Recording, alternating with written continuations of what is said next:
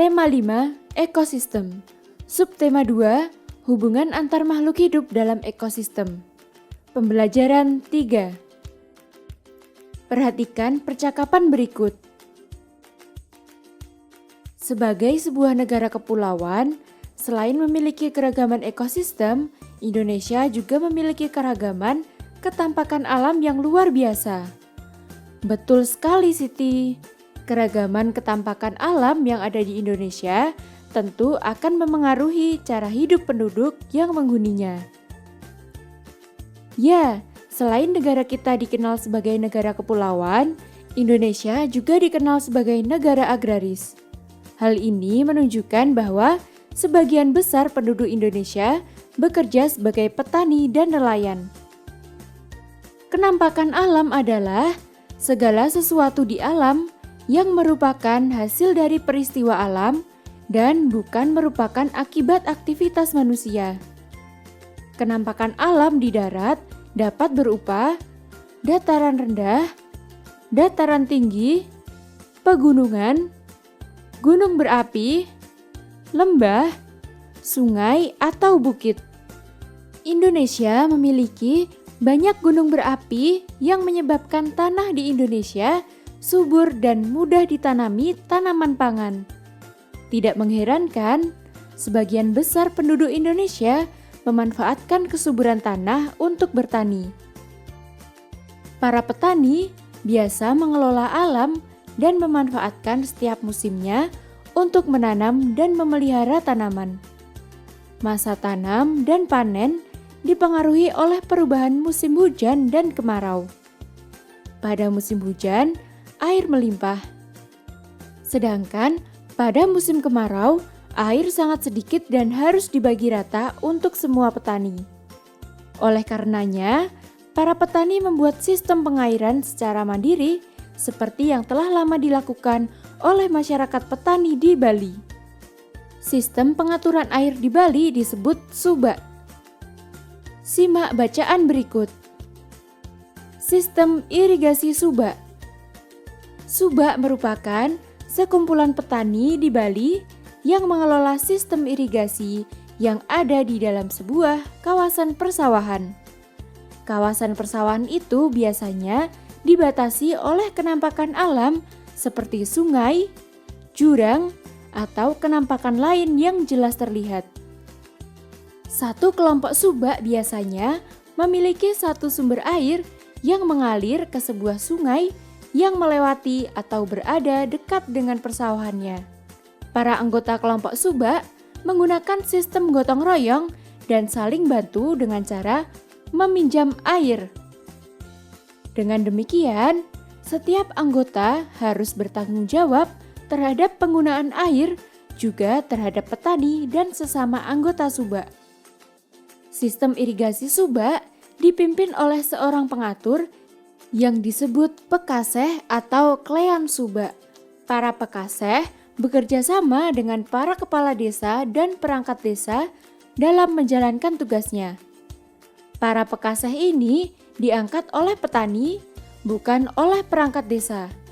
Mereka mengatur dan memberitahukan ketersediaan air pada areal persawahan kelompoknya. Apabila kekurangan air, sistem pinjam air dijalankan agar semua petani mendapatkan air yang cukup untuk sawahnya.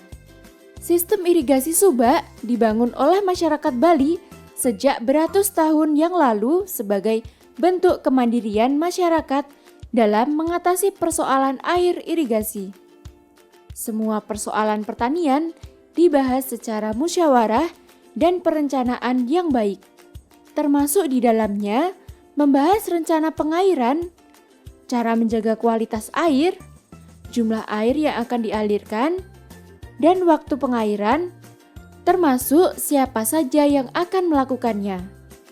Subak tidak hanya memperhatikan sistem irigasi, tetapi juga memperhatikan asas kerjasama dan keadilan dengan menggunakan sistem meminjam air kepada anggotanya. Dengan demikian, tidaklah mengherankan jika pada tahun 2012, Subak diakui sebagai salah satu warisan dunia oleh UNESCO. Pengakuan ini menjadi sebuah kebanggaan bagi bangsa Indonesia. Sekarang kita akan membahas pertanyaan berikut. Nomor 1. Apakah tujuan dibentuknya Subak? Untuk mengelola irigasi sawah. Nomor 2. Apa saja manfaat yang diperoleh para petani dari sistem irigasi Subak di Bali? Semua petani mendapatkan air yang cukup untuk sawahnya. Nomor 3. Apa sajakah peran Pekaseh? Mengatur dan memberitahukan ketersediaan air pada area persawahan. Nomor 4. Bagaimana cara anggota kelompok Subak di Bali dalam mengambil keputusan? Keputusan diambil dengan bermusyawarah dan direncanakannya dengan baik. Nomor 5. Apa yang menyebabkan sistem Subak berhasil meraih perhatian dunia? Karena sistem Subak juga memperhatikan asas kerjasama dan keadilan dengan menggunakan sistem meminjam air kepada anggotanya. Nomor 6. Jelaskan nilai-nilai persatuan dan kesatuan yang didapatkan dari sistem irigasi Subak di Bali. Nilai persatuan dan kesatuan dari sistem irigasi Subak ditunjukkan dari prinsip kerjasama dan keadilan, sehingga para petani saling gotong royong dan saling membantu dalam masalah pengairan sawah. Ketampakan alam yang ada di Indonesia tentu mempengaruhi cara masyarakat dalam memanfaatkan sumber daya alam yang ada untuk kehidupannya. Berbagai upaya dilakukan masyarakat dalam memanfaatkan dan mengelola sumber daya tersebut. Masyarakat petani di Bali menggunakan Subak untuk membantu ketersediaan air sehingga terjamin usaha pertaniannya. Masyarakat petani Brebes memanfaatkan daerahnya sebagai penghasil bawang merah nasional. Masyarakat nelayan di Banyuwangi memanfaatkan hasil ikannya untuk diolah menjadi sarden yang dipasarkan di seluruh Indonesia.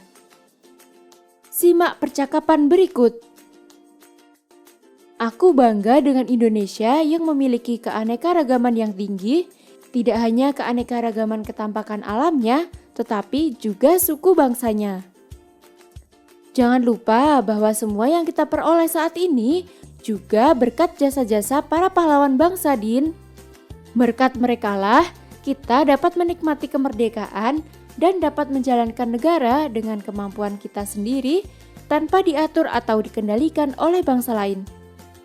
Tepat sekali, Lani. Kemerdekaan adalah hak segala bangsa.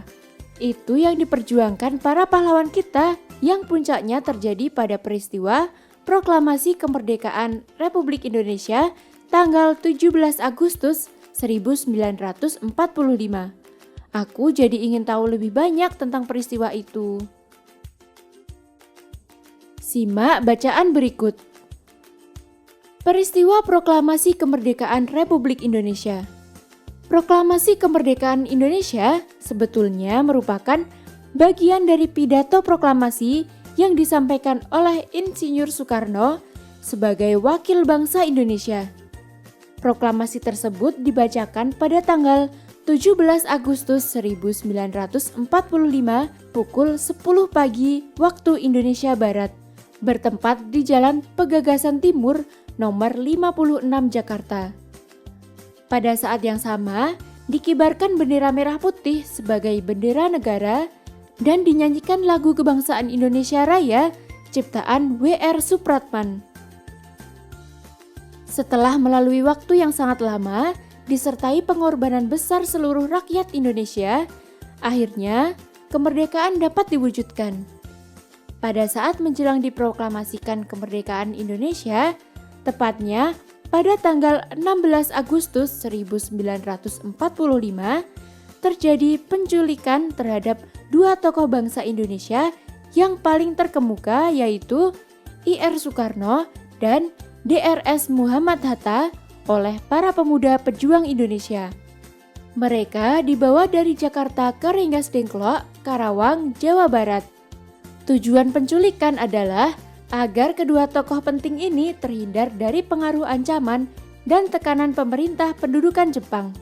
Keesokan harinya, kedua tokoh dikembalikan lagi ke Jakarta dan diamankan di rumah Laksamana Muda Tadashi Maeda, tentara Jepang yang bersimpati terhadap perjuangan rakyat Indonesia untuk merdeka.